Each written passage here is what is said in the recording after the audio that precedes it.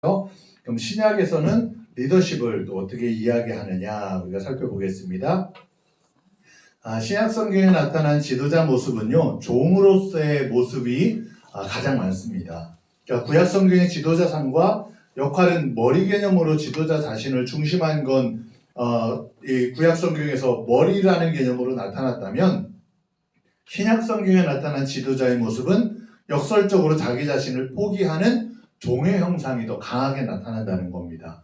그래서 구약에서는 카리스마적인 지도자, 대부분이 막 끌고 하나님이 이렇게 말씀하셨다, 일들 속에 함께 하셨다, 그러면서 끌고 가는 지도자의 모습이었다면, 신약 성경에서는 하나님 말씀하시는 일들에 자기를 다 내려놓고 하나님 말씀하시는 일들을 따라서 그렇게 종된 자로 따라갔던 그런 형상을 말씀합니다. 그래서 성경에서 종이라는 말의 정확한 의미는 노예라는 말이에요. 노예.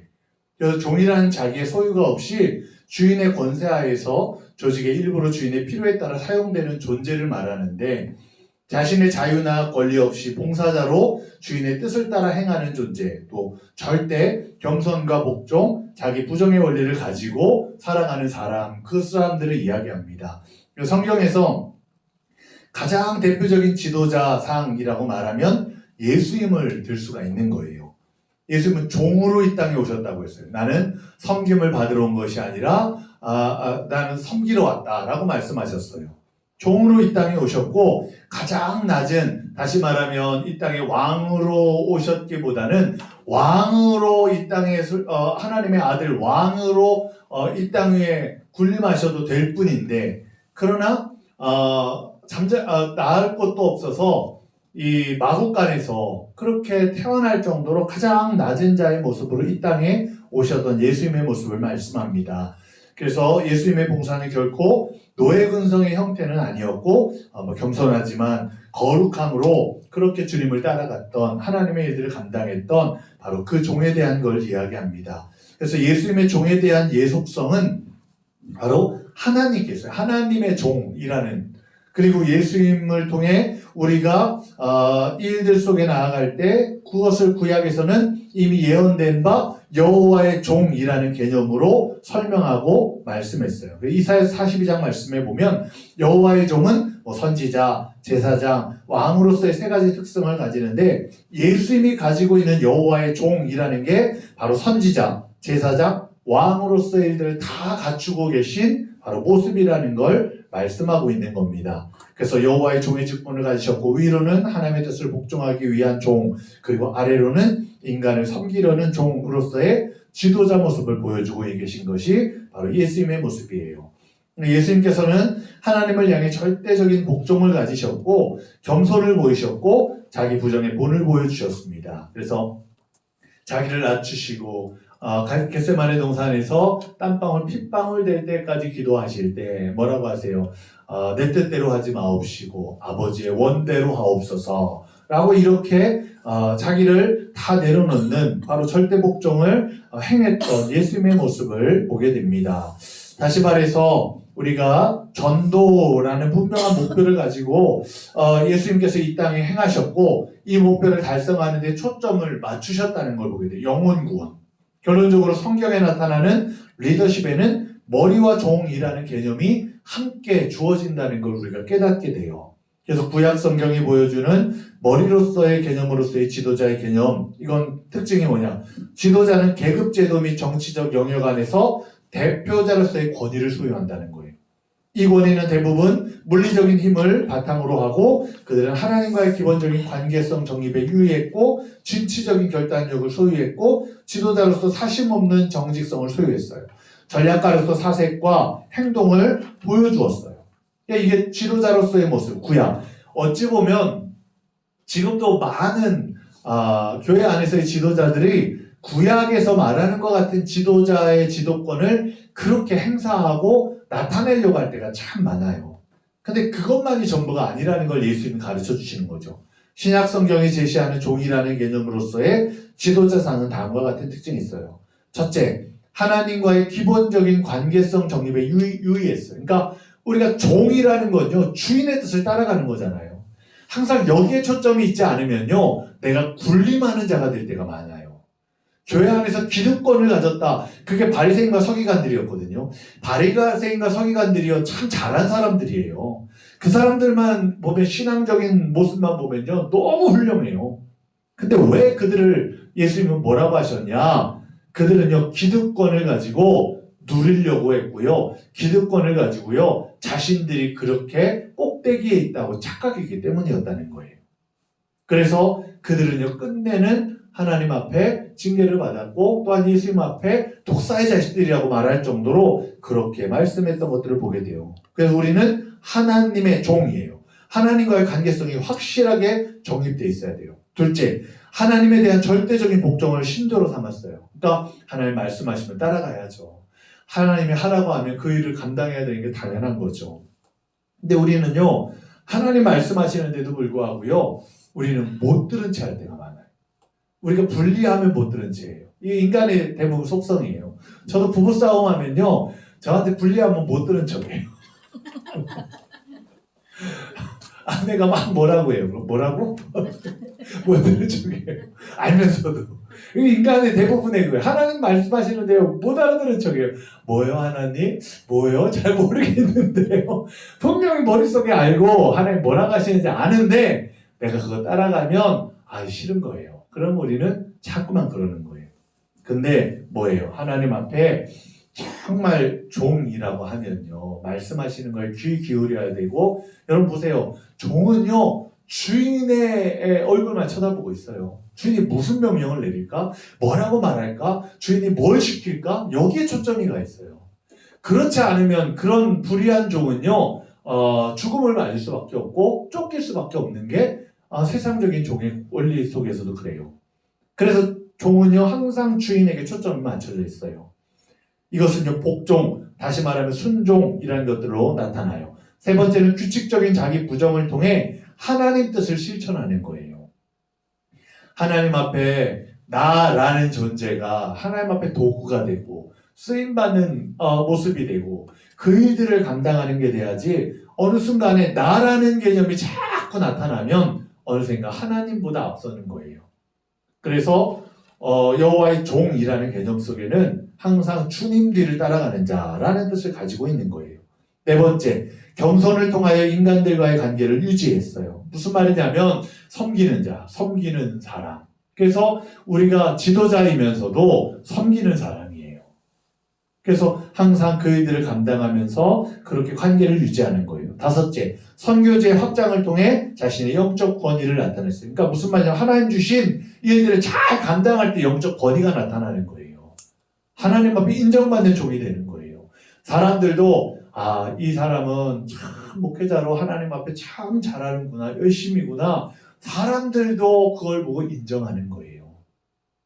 그 일들이요 목회의 역량 속에 내가 하나님의 일들을 얼만큼 잘 감당하느냐를 통해 드러나는 거예요. 근데 제가 말씀드렸잖아요. 같이 신학교 나온 그 목사님을 볼 때 목회자들 스스로조차도 그분을 평가할 때 축구나 하러 돌아다니고 엉뚱한 거에 꽂혀서 남북통일 이런 거 2030 남북통일 이런 거에서 막 쫓아다니고, 그거 하지 말라는 게 아니라 하나님 불러주셨다면 뭐가 중요하다는 거예요. 영혼들에 대한 정말 그 일을 해야지. 그래서 세상에서도 그러거든요. 자기 집 일은 다 제쳐놓고요 남의 집 일 막 쫓아다니는 그런 분들이 있어요. 누가 여기에서 어려움 당했다가 하면 가서 도와주느라고 그러고 자기 집에서는 지금 물이 줄줄줄 새는데도 거들떠도 안 보고. 그래서 나중에 뭐라고 하는지 아세요? 오지랖이라고요. 오지랖. 지네 집 저기에도 하나도 못하면서 남 그것만 쫓아다닌다고 손가락질 당해요. 왜냐? 잘하는 거죠. 남에게 이렇게 도와주는 거 잘하죠. 그런데 내 집안이 먼저 제대로 세워져 있어야죠. 그 일들을 우선시해야죠.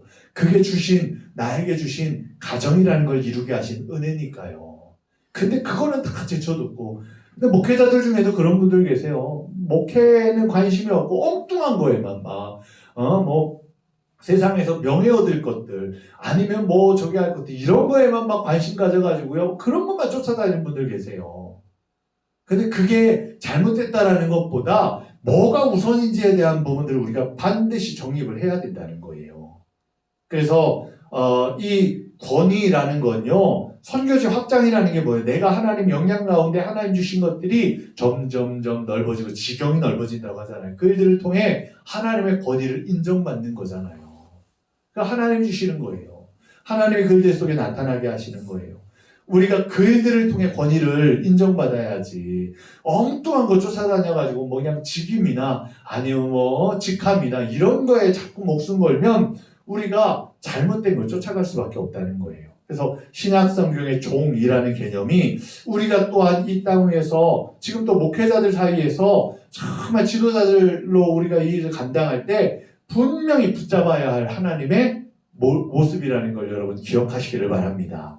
구약에 관계된 건 지금도 많아요. 사람들이 구약에 관계된 건 지금도 인정받을 만해요. 잘 지도자로 이끌고 권위 있게 이끌고 사람들을 끌고 가고, 근데 얼마만큼 섬기냐, 얼마만큼 하나님의 말씀을 듣고 순종하냐, 이런 여호와의 종이라는 개념으로 살펴볼 때 부끄러운 종들이 얼마나 많을까요? 그래서 우리는 이 지도자로서의 목회의 모습을 구약과 신약의 모습 어느 한 부분이 아니라 우리가 다 수용할 수 있는 자가 되어야 한다는 걸 깨닫게 돼요.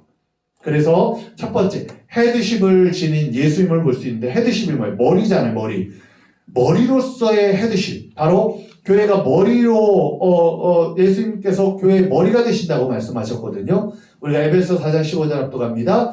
오직 사랑 안에서 참된 것을 하여 범사에 그에게까지 자랄지라. 그는 머리니 곧 그리스도라. 아멘. 에베소서 또 만물을 그의 발 아래 복종하게 하시고 그를 만물 위에 교회의 머리로 삼으셨으리라. 교회는 그의 몸이니 만물 안에서 만물을 충만하게 하시는 이의 충만함이니라. 아멘. 골로새서 1장 18절. 그는 몸인 교회의 머리시라. 그가 근본이시요 죽은 자들 가운데서 먼저 나신 이시니 이는 친히 만물의 으뜸이 되려 하심이요.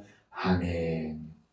바로 예수 그리스도, 그분이 교회에서 유일하게 헤드십을 지닌 분, 머리로서 우리의 모든 걸 관장하시는 그런 분이라는 걸 나타내는 거예요. 그래서 교회는 그리스도께서 설립하셨고 머리가 되시고 부활하셔서 우리에게 보내주신 성령께서 교회를 계속 인도하신다는 확신의 기초를 두고 우리가 목양이라는 걸 해나가야 하는 거예요.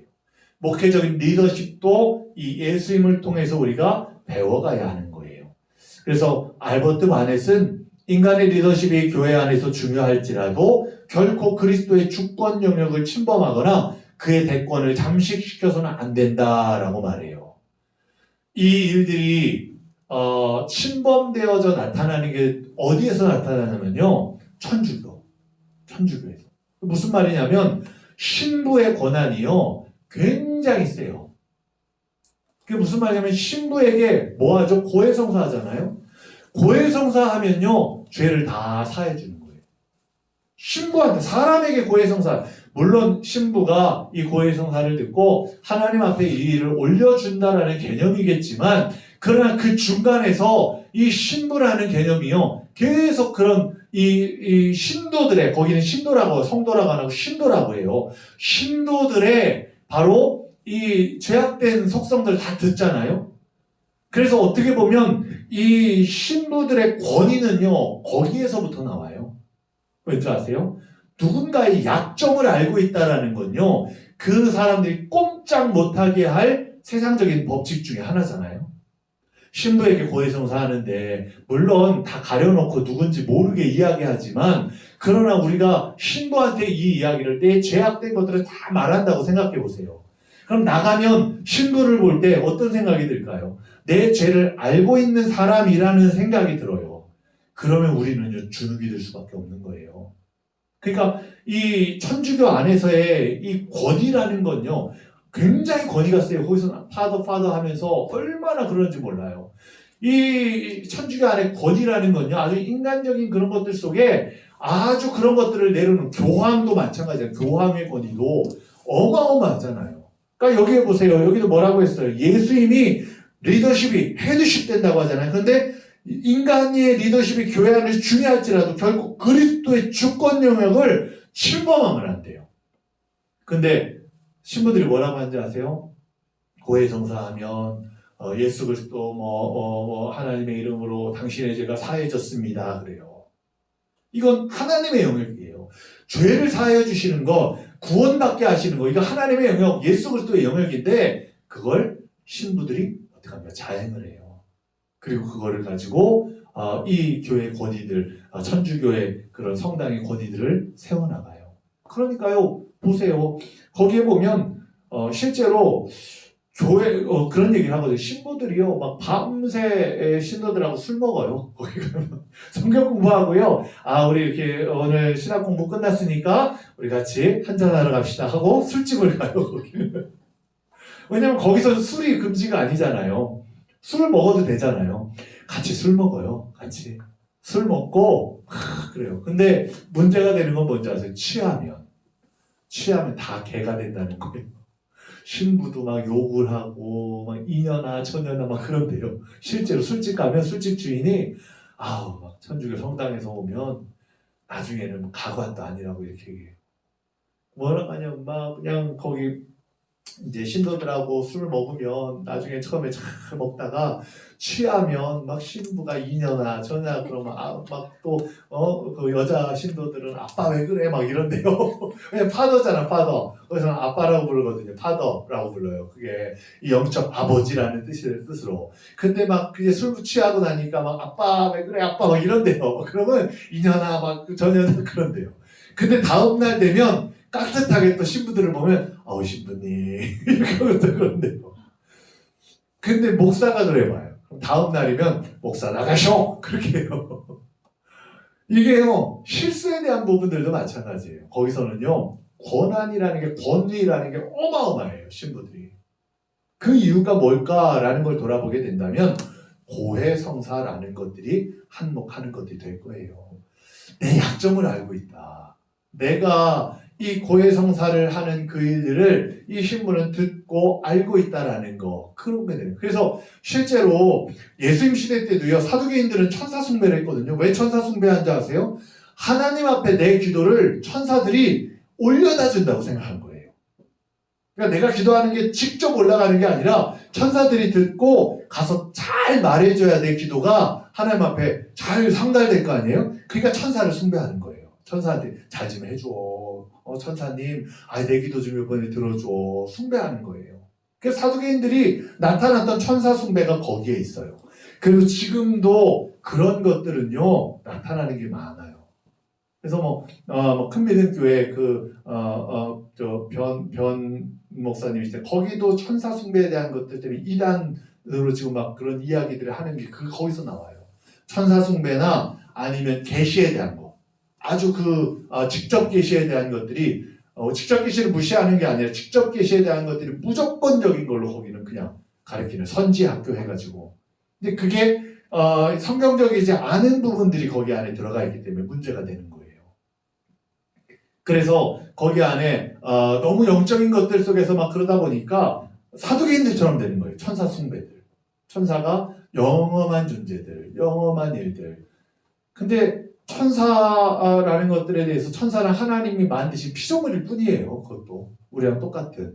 그리고 하나님 앞에 그 일을 감당하고 돕지만 그러나 숭배할 대상은 아니라는 것들을 우리가 기억해야 돼요. 그래서 이런 일들 속에 우리가 주님의 영역을 침범하면 안 돼요.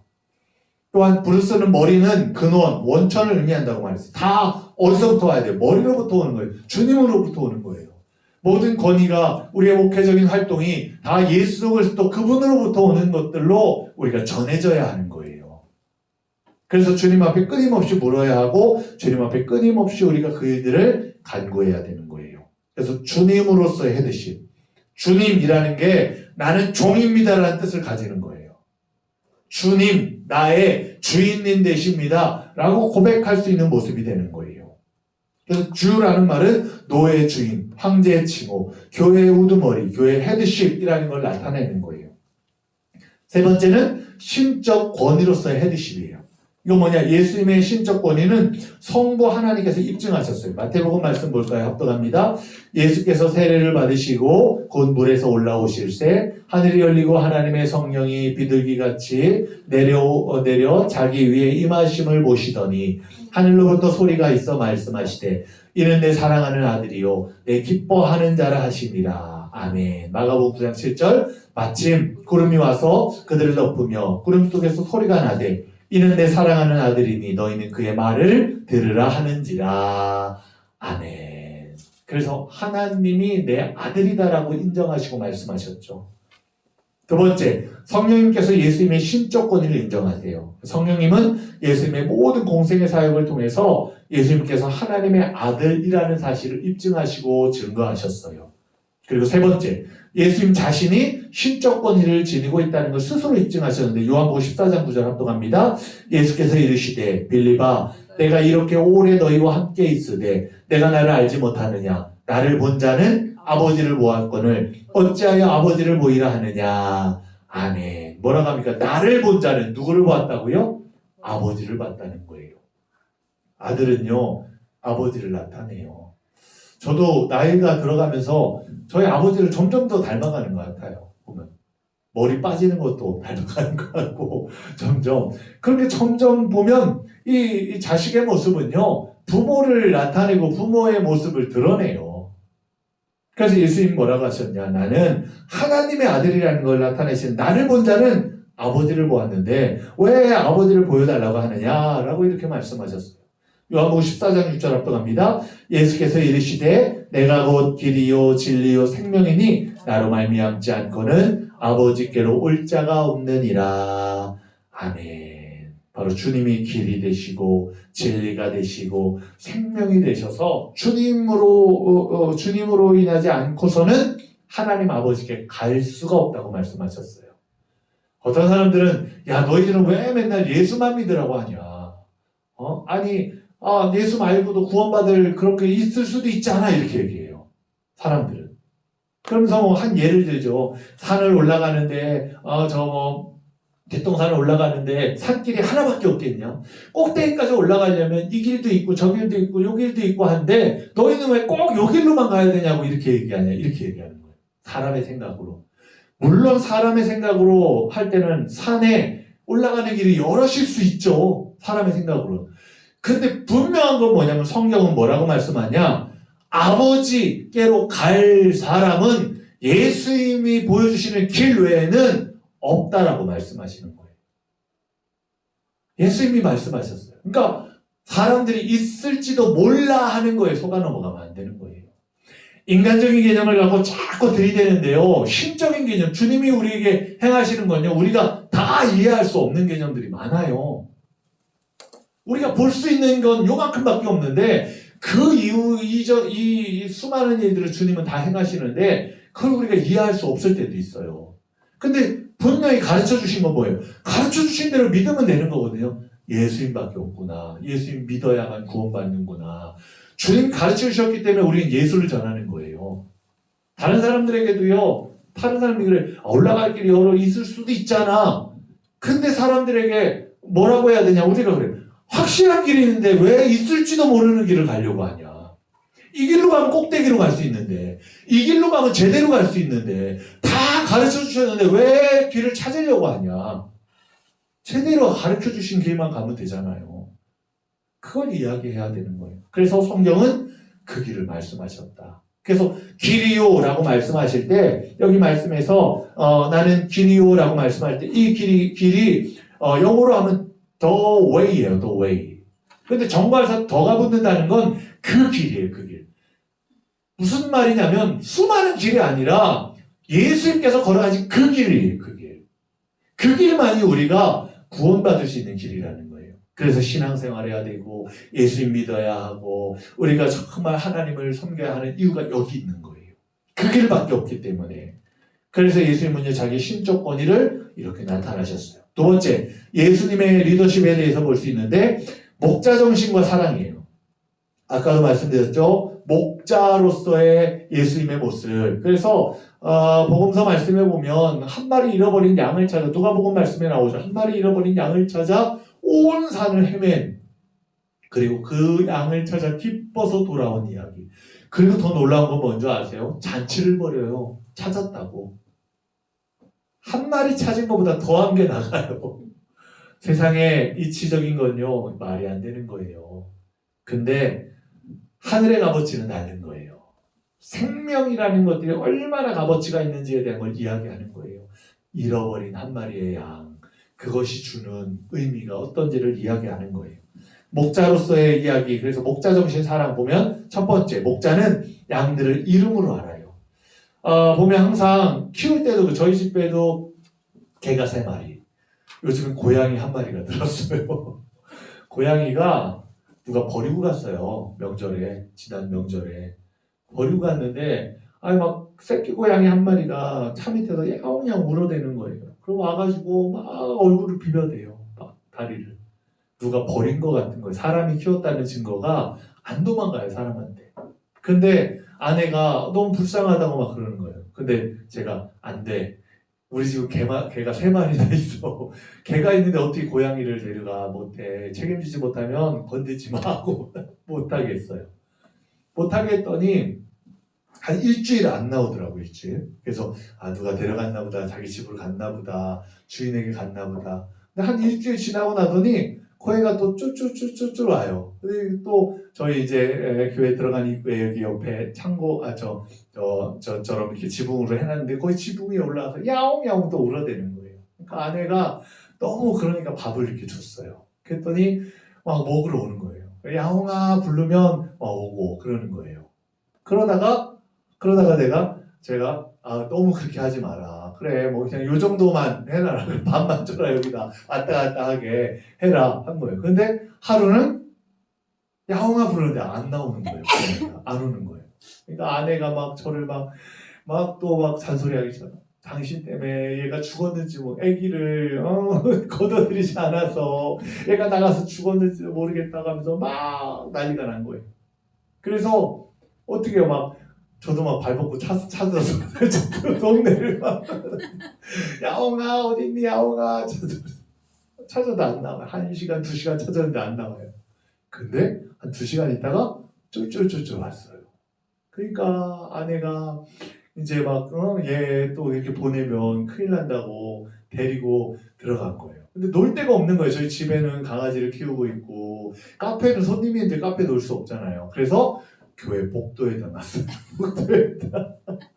복도에다 잠시 놓고 그래 얘가 여기 좀 이렇게 좀 크면 고양이들 나가잖아요. 나가면 할 수 있겠지 하고 그냥 잠깐 그럼 그냥 데리고 있자 하고 놨어요. 그 교회에다.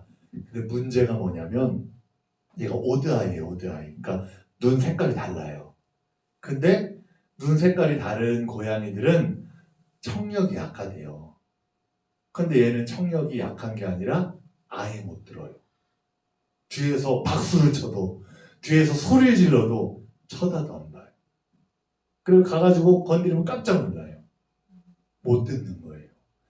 그러니까 밖으로 못 내보내겠는 거예요. 얘 나가면 죽을 수밖에 없으니까. 그러니까 이런 애가 어떻게 살았나. 거의 한 달 정도를 밖에 살았거든요. 저희가 고양이를 발견하고 나서 한 2, 3주 정도 돼요. 2, 3주 정도를 밖에 살았거든요. 근데 어떻게 살았나 할 정도인 거예요. 그래서 어떻게 해요?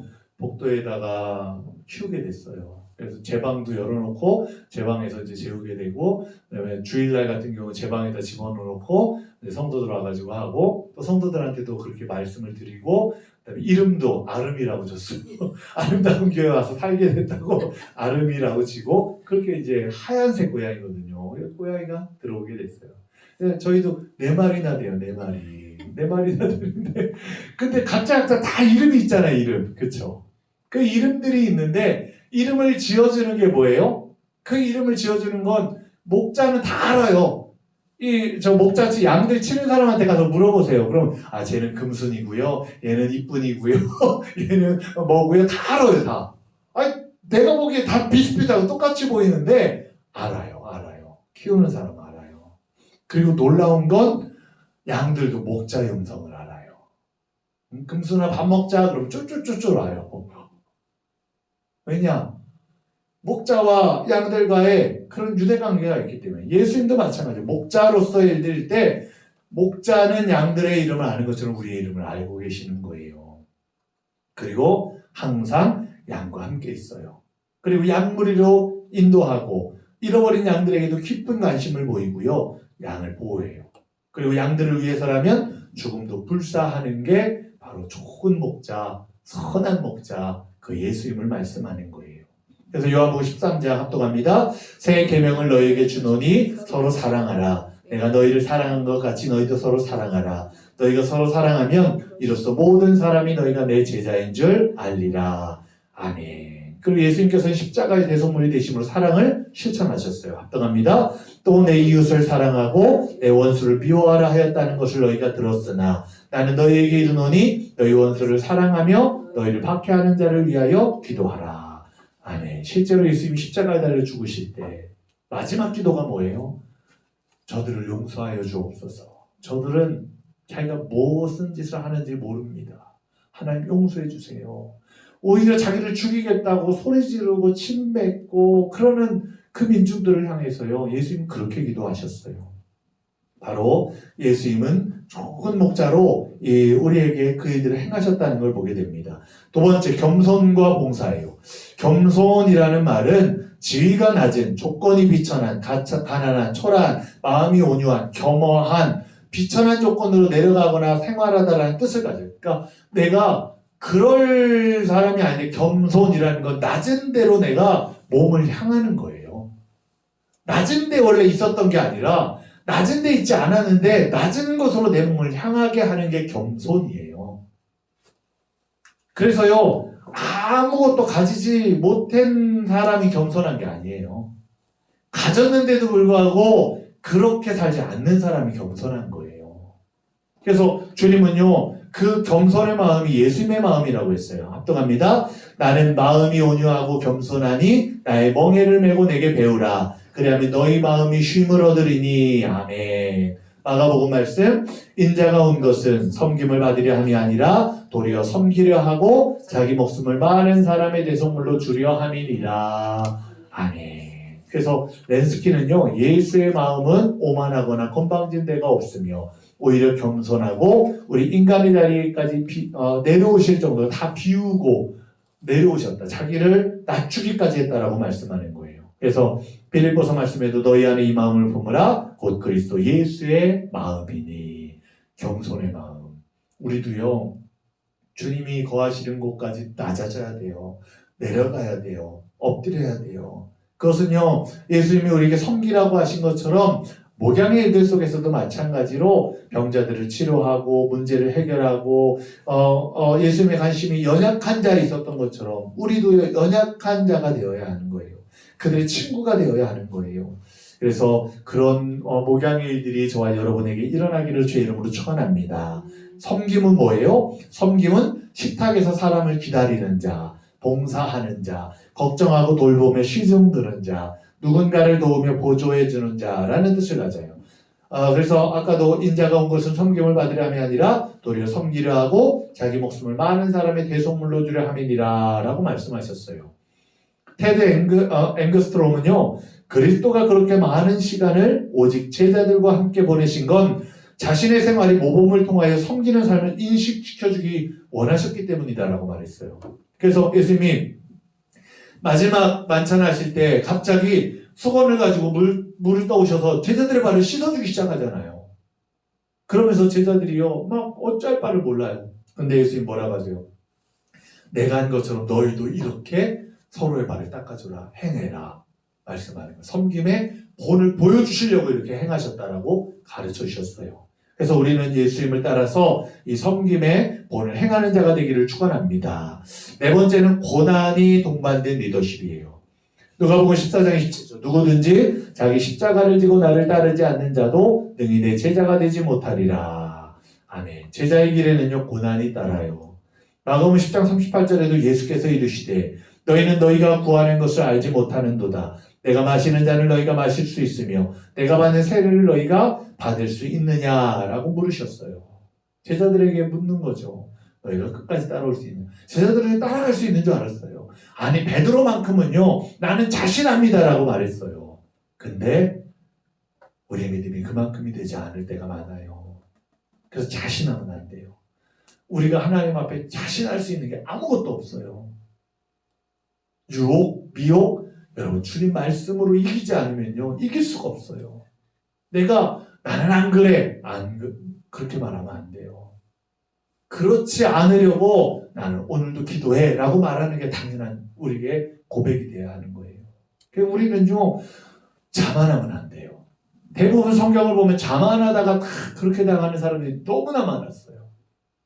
그래서 주님은 때로는 우리에게 자만하지 말라고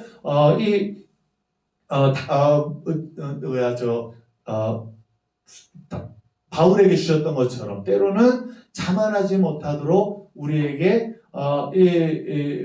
가시를 주시기도 하는 거예요. 그 가시가 계속 찔러대는 것들을 통해 나를 일깨우는 거죠. 아, 내가 이런 사람이지. 이거밖에 안 되지. 깨닫게 하시는 거예요. 그것이 하나님 앞에 엎드릴 수 있는 은혜가 되고요. 주님 앞에 나아갈 수 있는 능력이 돼요. 그래서 때로는 우리가 나아가는 발걸음이요, 영광만 있지 않아요. 고난이 동반돼요. 목회가 어려워요. 저도요, 목회를 하면서 느끼는 것들이 쉽지 않다. 왜 선배 형들이 그때 야, 가지마, 오지마, 목회하지마, 이렇게 말했을까? 그랬더니 다른 선배 형이 뭐라는 줄 아세요? 그 형은 지들만 축복받으려고 지들은 목회하면서 왜 목회하지 말라 그래? 그러는 거예요. 그 형도 목회하고 있어요 지금. 선배 형들이 목회하는 형들이 많아요. 근데 다 힘든 길을 걸었던 거예요.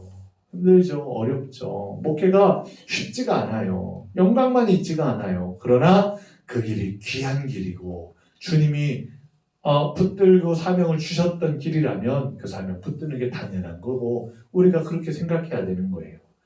그래서 우리가 이 사명의 일들을 잘 감당하는 자가 되기를 축복합니다. 5번째는 시험을 극복해야 돼요. 어려움이 있지만요, 우리는 주님을 믿고 믿음으로 따라갈 때 이 일들을 넘어갈 수 있는 은혜를 주세요. 그래서 목회를 하면서도 참 여러 가지 일들이 있었지만 다 돌아보고 나면 지나가게 하셨어요. 지나가게. 이 또한 지나가리라. 그 일들이 우리에게요, 참 정말 그 말이 마음을 울리게 하는 이유가 뭐냐면 슬플 때도 지나가고요, 기쁠 때도요 지나가요. 다 지나가요. 그래서 우리는요 견디는 자가 되어야 돼요. 그래서 마가복음 말씀에도 마태복음 말씀에 끝까지 견디는 자가 구원을 얻으리라라고 말씀했죠. 견디는 자가 되어야 돼요. 견딘다는 건요, 싫어도 힘들어도 그 시간을 버티는 거예요. 우리는요, 신앙생활 속에서도요, 좋은 것만 있지 않아요. 힘들고 어려운 것도 있어요. 그러나 버텨야 되는 거예요. 지켜야 되는 거예요. 끝까지 그 자리에 있을 때 주님은 그 사람을 들어쓰시는 은혜를 주세요. 그래서 저와 여러분이 그런 시험을 극복하는 자가 되기를 축복합니다. 6번째, 용기가 있어야 돼요. 용기. 세상의 지도자들은 자기가 시작한 운동이 스스로 성장할 수 있도록 하기 위해 최초의 추종자들을 얻어서 그들을 철저하게 세뇌시키려고 온갖 노력을 다하기 위해. 그러니까 세상 지도자들은 자기 세력을 모은다는 거예요. 세력을. 숫자가 세지면요, 그 다음부터요 달라져요. 태도가 달라져요. 힘이 생기고 나면요, 그 다음부터요 행동하는 것들이 달라져요. 옛날에 정치인들 보면요, 선거 전후가 다른 정치인들이 참 많아요. 선거 전에는 내가 민중을 위해 이렇게 하겠습니다. 아이고, 가서 시장에서 맨날 오뎅 먹고 떡볶이 먹고 이러고 시전하다가 딱 당선되고 나면 목이 막 뻣뻣해져가지고 막 그냥 당신 어디 기자요? 막 이러지 않나? 아니면 뭐 이렇게 하면서 막 그냥 자기 막 그 일들로 휘저으려고 하는 그런 것들이 생겨요. 참 정말 안타까운 게요. 이 권력을 붙들고 나면 그걸 통해서 해야 될 일이 있는데, 근데 웃긴 건 누리려는 걸 먼저 행하려고 하니까 그게 꼭 문제가 생기잖아요. 그래서 참 안타까워요. 세상의 지도자들이 하는 일이 그래요. 내 세력을 모아요. 내 세력을. 지지자들을 모아요. 그리고 지지자들로 어떻게 해요? 자기 소리를 내기 시작해요. 근데 예수님께서 행하셨던 것들은 뭐예요? 예수님은요, 그의 사역을 하면서 아무런 큰 약속을 하지 않으셨어요. 단지 그는 나를 쫓으라. 영혼을 낚는 어부가 되게 하겠다. 그렇게 말씀하셨어요. 예수님을 쫓았던 제자들은요, 어찌 보면요, 큰 기대를 걸었어요. 야, 왕 되시면, 이제 로마를 몰아내고, 이제는 황제가 되시면, 야, 내가 한 자리 얻어먹겠지? 야, 어떤 자리 얻을까? 어떻게 할까? 네가 더 큰 자리냐? 내가 더 큰 자리? 이거 싸웠어요. 이게 예수님이요 그거에 대한 말씀을 아무런 말씀을 하지 않으니까요 제자들끼리 서로 지네들끼리 막 기대하면서 그렇게 싸우는 거예요. 근데 예수님은요 오히려 그들에게 뭐라고 하셨어요? 난 죽어야 된다. 십자가 져야 된다. 그러니까 제자들이 실망한 사람들이 참 많았어요. 가룟 유다도 그중 하나였던 거예요. 가룟 유다도요 아니 기껏 내가 이렇게 쫓아왔는데 내가 열심히 그렇게 했는데 근데 죽어야 된다고? 로마를 뭐 무찌르고 그렇게 하지 않는다고? 뭐야 이거? 민족주의자였거든요. 그러니까 그런 생각을 하는 거예요. 내 기대와 완전히 달라졌을 때 사람들이 튕겨나가는 거죠. 가룟 유다 그랬어요. 그럼 내 입속이라도 차려야 되겠다. 아 지금 아주 상금이 많은데 넘기고 내가 돈이라도 벌어야지. 이게 가룟 유다의 생각이었어요. 왜냐하면 물질이 우선이었던 사람이었기 때문에 가치관이. 그래서 예수님의 그 말씀 속에서 돈꾀를 맡은 자 말씀을 요한복음에 그리고 그는 돈꾀에서 훔쳐가는 자라고 분명히 말씀하고 있는 거예요. 그러니까 가룟 유다의 모습은요 이미 물질이 우선이 되어져 있는 사람이었기 때문에 그게 그를 미혹했고요. 끝내는 그것이 예수님을 팔아넘기는 그런 죄를 저지르고 말았다는 거예요. 그래서 우리가 용기가 있어야 되는데 그 용기는 뭐냐? 믿음을 통해 주님 앞에 제자가 되어서 그 일을 끝까지 따라갈 세상적인 것들과 타협하지 않을 비타협의 용기를 지닌 리더십이 있어야 되는 거예요. 세상에서 야 이거 내가 줄 테니까 너 그만둬. 그러면요 그거에 따라서 우리가 왔다 갔다 하는 자가 되면 안 된다는 거예요. 용기를 가졌다는 건요 결과에 구애받지 않고 옳은 일을 하려고 하는 거예요. 예수님은 제자들에게 타협하지 말라고 가르치시지는 않았지만 비타협의 용기를 삶으로 보여주셨어요. 갈라디아서 1장 10절 합독합니다. 이제 내가 사람들에게 좋게 하랴 하나님께 좋게 하랴 사람들에게 기쁨을 구하랴 내가 지금까지 사람들의 기쁨을 구하였다면 그리스도의 종이 아니니라. 아멘. 뭐라고 합니까? 내가 사람을 좋게 하기 위해 행하지 않았다는 거예요. 바울이 이야기하는 것들이 내가 하나님을 기쁘게 하기 위해 이 일을 행했기 때문에 그리스도의 종이 될 수 있었다는 거예요.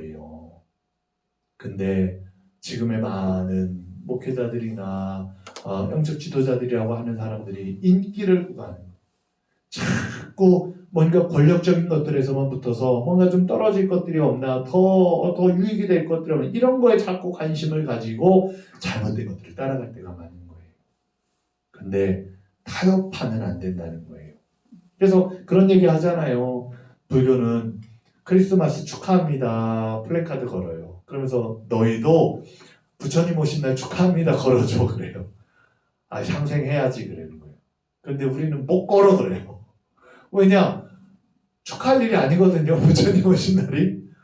그러니까 개독교 니들만 아는 막 이렇게 얘기해요. 그래서 저는요 개독교라고 불림받아도 어쩔 수 없는 거예요. 우리가 해야 될 일을 하는 게 당연한 거니까. 야 편협하다 어쩌다 아닌 거예요. 그래서 저희 교회에도 법무사가 계세요. 법무사님이 하는 일이 뭐예요? 법적인 것들 속에서 민주주의 속에 법적인 걸 아주 올바르게 이렇게 잘 그런 것들을 하는 그런 그 과정들을 이렇게 할 수 있도록 대행해 주는 게 법무사잖아요. 그러니까 법이라는 것 자체가 민주주의에 기반을 하잖아요. 근데 교회는요 민주주의가 될 수가 없어요. 그 권사님에게도 그러거든요. 권사님, 교회는 민주주의가 아닙니다. 말씀을 드려요.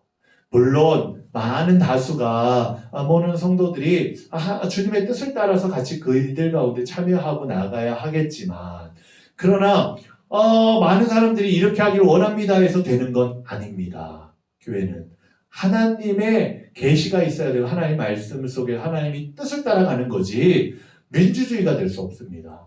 그래서 하나님이 아니라 그냥 우리 교회 안에 일어나는 것들을 그냥 할 때는 민주주의로 할 수가 있죠. 교회차를 사는데 빨강으로 살 거냐 파랑으로 살 거냐 이런 건 할 수 있어요. 오늘 애찬 짬뽕으로 할 거냐 짜장으로 할 거냐 이런 건 많은 사람이 원하는 대로 할 수가 있어요. 근데 예수님을 믿어야 하느냐 믿지 말아야 되느냐 한번 손들어 봅시다. 믿지 않는다는 사람 대다수가 믿지 않으니까 우리 믿지 않기로 합시다. 이건 교회에서 될 수가 없는 일이라는 거예요. 그건 본질적인 것들을 사람에게 물을 수 없는 거예요.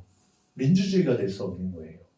그냥 주님이 주시는 건 우리가 믿음으로 살아라 라고 말씀하시는 걸 믿고 따라가는 게 신앙생활일 거예요. 그리고 그렇게 할 수 있도록 함께 돕고 나아가는 게 교회가 해야 할 일이라는 거예요. 그래서 우리가 타협하지 않을 용기가 필요해요. 7번째는 온유죠, 온유. 아까도 말씀드렸죠, 온유. 예수님의 성품이에요. 우리가 목회자로서요, 온유하지 않고서는요, 제대로 할 수가 없어요. 화가 많은 목회자들 보세요. 맨날 성도하고 싸워요. 맨날 장로님하고 싸워요. 싸우다가 목회가 판이 나요. 싸워야 될 땐 싸워야 되겠죠. 그러나 싸움이 전부가 아니라는 걸 이야기해요. 꼭 쌈딱 같은 분이 있어요. 목사님들 중에는요, 목회자들 중에도요, 쌈딱 같아서 꼭 목회자들 회의 같은 거 하면요, 아주 싸움을 걸어요. 의장, 그건 안 됩니다. 그거는 왜 그래야 되는지 모르겠습니다. 막 계속 그러는 거예요. 그러니까 그냥 가만 좀 계세요. 그냥 이거 우리 이렇게 합시다. 그럼 법대로 합시다. 법대로. 꼭 그런 분들이 맨날 법대로 하죠. 맨날 그래요. 그래서 꼭 싸움닭이에요. 싸움닭. 항상 사람이 행하는 일들에서요, 법대로 다 할 수 있는 게 없어요. 법대로 다 하자고 하지만요, 나중에 보면요, 법대로 하면 안 되는 일들이 많아요. 실제로는. 그래서 법이 기준점을 주어지는 거지만 그 법을 통해서 하나님 앞에 우리가 은혜로 사랑으로 그 일들을 만들어가는 게 우선인 거죠.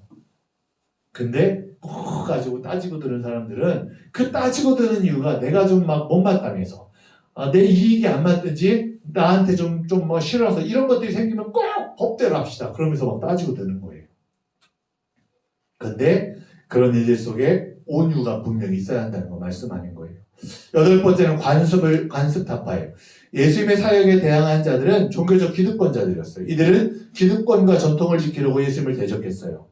그러니까 내가 해오던 대로 하겠다는 거예요. 예수님이 말씀이다, 내가 길이다, 진리다 말씀하시는데 받아들이지 않는 거예요. 왜냐? 우리가 붙들고 있는 게 있는데, 우리가 해오던 게 있는데, 그러니까 뭐라고 하냐면 이 사람들은 예수님이 왔어도 안 됐던 사람들이잖아요. 어떤 분들이 그래요. 막 전도하는데 집에 들어가면서 한탄을 해요. 예수님이 와도 못 전도해. 저 사람은 그래요. 그런 사람도 있어요. 막 안 변하려고 하는 사람들. 그리고 막 계속 막 뭐라고 하죠? 따지기만 하는 사람도 있어요. 막 계속 따져요. 그런 사람들 문을 열려면요, 체험이 있어야 돼요. 그 사람들은. 그래서 그때는 빌립 전도가 최고예요. 네가 와봐라. 와서 한번 경험해봐라. 예수님 만나봐라. 그 사람들 데리고요, 막 얘기해도 소용없어요. 어찌됐든 재단 앞으로 끌고 와야 되는 거예요. 끌고 와서 주님 앞에 체험해볼 수 있게 해야 되는 거예요. 놀라운 건 뭔지 아세요? 지적인 게 아무리 많아도 체험을 하고 나면 사람이 달라져요. 체험이요, 그 일 속에서 다르게 보게 하는 것들을 행하는 모습이 돼요. 그래서 바로 그런 관습타파의 일들이 또 있습니다. 9번째, 용서. 예수님께서 세상에 온 목적이 죄인을 용서하고 구원하시기 위함이었어요. 인자가 온 것은 잃어버린 자를 찾아 구원하려 함이니라. 이건 죄사함을 얻게 하려고 많은 사람을 위하여 흘리는 나의 피, 곧 언약의 피니라. 그래서 이 미셸 유세프는요, 타인을 용서하는 길에 대해 이렇게 말했어요. 첫 번째는 자기 성찰, 두 번째는 원수를 위한 기도, 세 번째는 고쳐지기를 기대함. 이 세 가지가요, 다른 사람을 바라볼 수 있는 관점이 돼야 돼요. 나는 어떨까? 비판하기보다는 내 모습 속엔 저런 게 없을까? 그러면서 그를 위해 기도하는 거죠. 그럴지라도 저 사람 붙들어 주세요. 그러면서 주님, 그것이 고쳐져서 주님 앞에 바르게 서기를 원합니다. 이게 미셸 유세프가 타인을 용서하는 길에 대해 이야기한 거예요.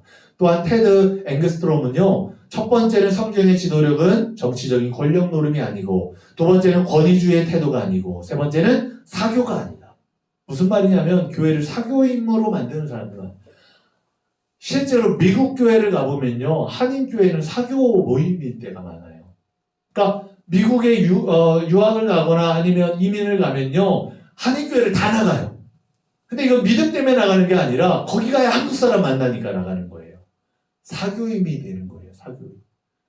그래서 실제로 외국 살다 온 분들 보면요, 교회 다녔다 왔대요. 근데 믿음이 하나도 없어요. 이제 교회는 다녔는데 한국 사람 만나러 교회 가는 거예요. 중국도 그렇고 다른 데도 그렇고 믿음 생활한 게 아니라 한인 교회를 가야 사람들이 있으니까 그래서 갔던 사람들 많아요. 그가 안타까운 거죠. 사교 모임이 아니에요. 그래서 케네스 칸겔은요, 예수님의 리더십에 대해 이렇게 정의를 했는데, 첫 번째는 예수님의 리더십은 개개인의 중점을 두고 있고, 두 번째는 예수님의 리더십은 성경에 중점을 두고 있고, 예수님은요 율법을 폐하러 온 것이 아니라 율법을 완성하러 왔다고 말씀하셨어요. 말씀에 기준을 두고 있어요. 세 번째, 예수님의 리더십은 주님 자신에게 초점을 두었어요. 네 번째, 예수님의 리더십은 구원의 의도성에 맞춰졌어요. 그래서 우리가요 예수님의 리더십을 배워야 하는데, 개개인 한 사람 한 사람 영혼들을 놓고 여러분 정말 그렇게 목양할 수 있는 목회자가 되시기를 축원합니다. 두 번째는요, 예수님 리더십 뭐예요? 성경 중심이에요.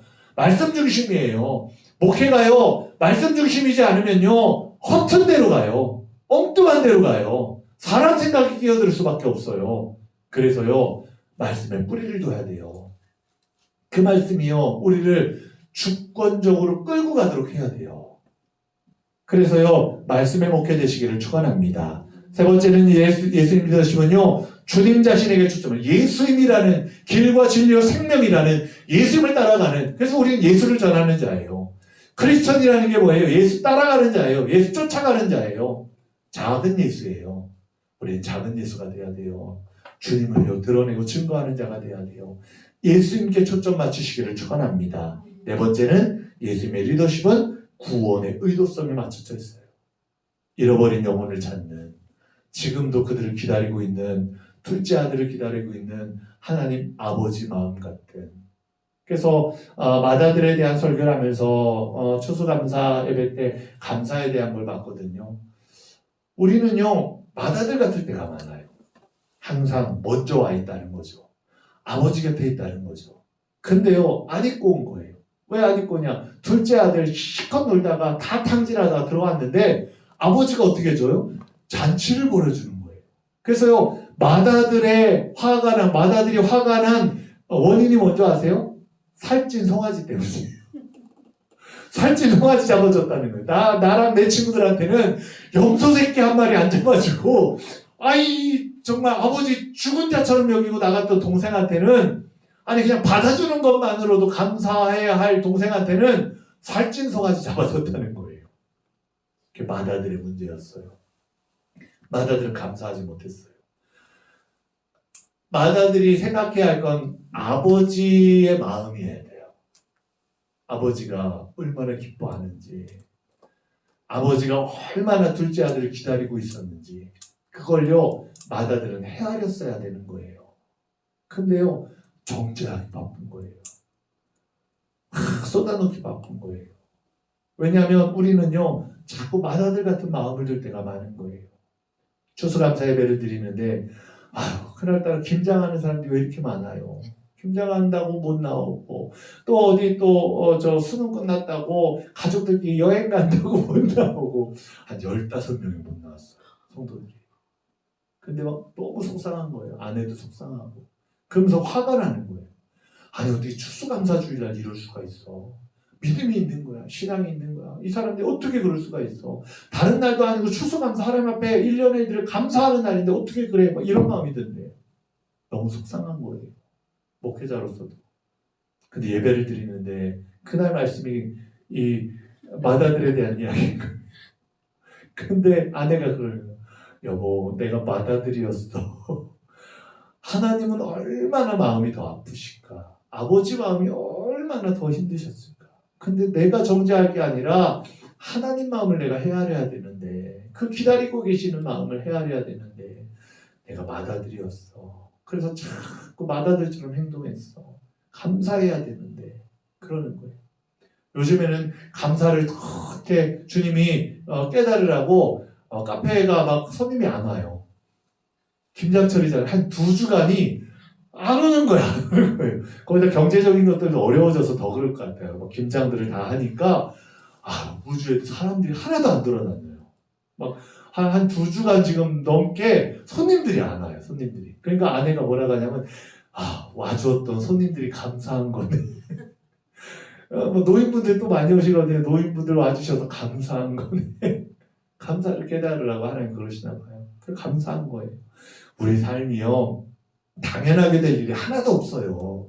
감사밖에 없는데 우리는요 자꾸 마다들같이 생각할 때가 많은 거예요. 뭔가 좀 내가 나를 위해서 아니 저렇게까지 해줘야 돼 둘째 아들한테. 근데요 주님은 감사만 하래요. 그게 주님 주시는 말씀이에요. 여러분이요 오늘 구원받는 이 일들 속에 우리에게 불러주시는 은혜 속에 우리가 맏아들로 먼저 나갈 때 여러분 준비된 자 아버지 마음을 바라볼 수 있는 저와 여러분 되시기를 주의 이름으로 축원합니다. 한 학기 동안 또 목회학 우리가 배우면서 또 주님의 마음들도 살펴봤고요. 또한 우리가 하나님 앞에 가져야 할 소명적인 것들 돌아봤습니다. 여러분이 반드시 이 일들 속에서 목회관을 제대로 갖고 하나님 앞에 목양 일들을 잘 해나가는 저와 여러분 되기를 축원합니다. 기도하겠습니다. 하나님 아버지 한 학기 동안 우리가 목회학 또 주님 앞에 우리가 이 일들을 잘 이끌어가기 위해 준비하며 공부하며 그렇게 나아갔습니다. 하나님이 우리에게 불러주신 은혜가 있습니다. 그 은혜를 따라 하나님 앞에 이 목양의 일들을 잘 감당하기 위하여 소명과 주시는 목양의 일들을 잘 준비할 수 있도록 우리가 정말 바른 목회관을 갖는 저희가 되게 인도하여 주시옵소서. 부르신 가운데 함께하고 이 모든 것들 준비될 때 더 큰 은혜를 우리 학우들 위해 부어주실 줄로 믿습니다. 돌아가는 발걸음도 함께 하시고 온전하게 축복하여 주시옵소서. 우리 주 예수 그리스도 이름으로 기도드렸사옵나이다. 아멘. 수고하셨습니다. 하나님 감사합니다.